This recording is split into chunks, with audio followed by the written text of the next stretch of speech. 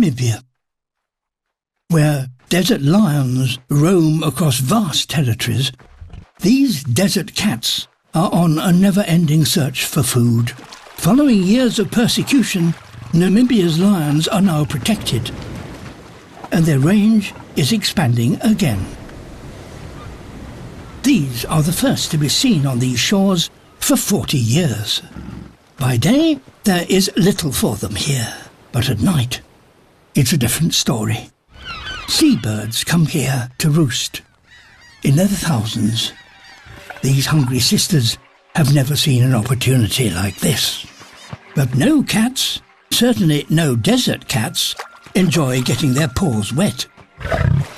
These roosting cormorants are sitting ducks for hunters with good night vision.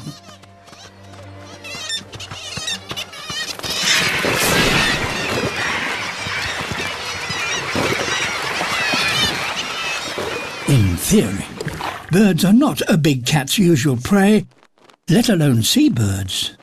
And these sisters need to get their eye in. Catching flying prey in the dark is not easy. But these lions have acquired the knack. Coasts can not only provide food,